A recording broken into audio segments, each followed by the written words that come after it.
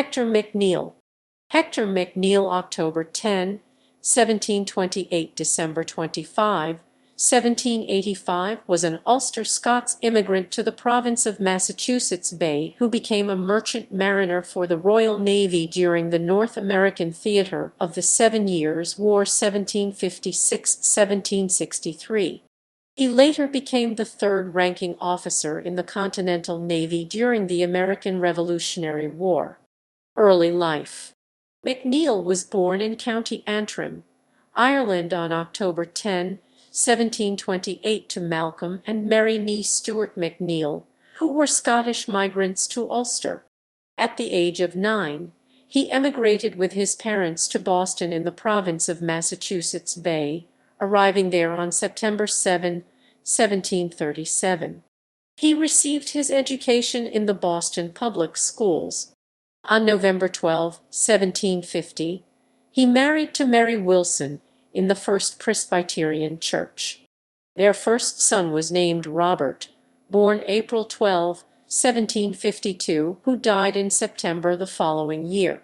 In November, their next son, Hector Jr., was born. 2 other daughters were born soon after. 7 Years' War. McNeill entered the King's service as a merchant marine in April 1755 and was given command of a ship that took General Monckton to Nova Scotia, where he remained during the siege of Beausejour. He returned to Boston in October that same year. At year's end, just before the beginning of the 7 Years' War, he was commanding a vessel that was captured by Indians allied with the French in Passamaquoddy Bay and taken north to Quebec as a prisoner. After a prisoner exchange, he was able to acquire another ship and worked in the New England coastal trade. Post-war. After the war, he continued sailing a number of merchant ships between Quebec and Boston, including the sloop Phoenix with a large number of passengers in April 1765, and the sloop Fanny and Jeannie in November 1766. He also commanded the sloop Britannia and Swallow in 1767 and 1768, respectively.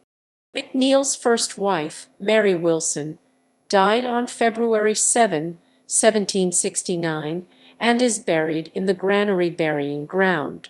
He remarried on December 26, 1770 to Mary Watt, with whom he shared a daughter, Sarah. Beginning of American Revolution. Before the beginning of the American Revolution, McNeill was living in British-held Quebec. When war began, Governor-General Guy Carleton demanded he either join the militia for the British or leave the colony. McNeill left and was soon transporting supplies to the American Army's invasion of Canada under General Benedict Arnold. McNeill continued in this role for several months until British reinforcements caused the Americans to retreat from Canada. Naval Service. In June 1776, McNeill went before the Continental Congress to lobby for a commission as a captain in the Continental Navy. He was granted the position on June 15 and installed as its third-ranking captain. He was given command of the new frigate Boston, which was outfitted at Newburyport, Massachusetts. After a year preparing the ship to be battle-worthy and finding a crew, the Boston joined another new frigate, the Hancock, to form a squadron under the command of the Navy's second-ranking officer, Captain John Manley. Personality conflicts often arose between McNeill and Manley, in part due to the scarcity of supplies and available crew. Combat. On May 21, 1777, the squadron fought in the Grand Banks. On June 8, 1777, they captured HMS Fox. During the 90-minute battle, Manley's ship had done most of the fighting, but McNeill was able to position his ship in order to take possession of the British frigate.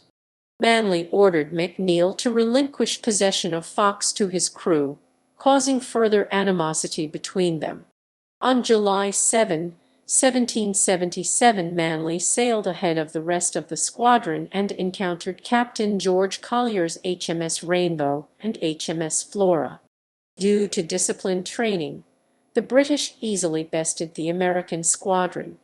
Manley would have been able to escape the slower ships, but due to heavy cargo in the forward holds of the Hancock, the bow dipped, slowing the craft. After a 39-hour chase, the British captured Hancock and Fox on July 9. McNeill did not support Manley during his flight, instead withdrawing to the safety of the Sheepscot River, Maine. Court-martial and privateering. McNeill remained in Maine for a month, while criticism of his leadership continued to grow. After a prisoner exchange released Manley, both men were court-martialed, with the result for McNeill being dismissal from the Navy without ceremony. For the rest of the war he acted as a privateer for Massachusetts, commanding the Pallas and Adventure. Final years. After the war, McNeill returned to the merchant marine and was lost at sea on December 25, 1785. Note: Captain Hector McNeill should not be confused with British loyalist Colonel Hector McNeill, who with Colonel David Fanning co-led a surprise attack on American forces under Governor Thomas Burke at Hillsborough, North Carolina on September 12, 1781. An American counter-attack under General John Butler inflicted losses on the Loyalists, including the death of McNeill and causing them to abandon Burke and their other prisoners.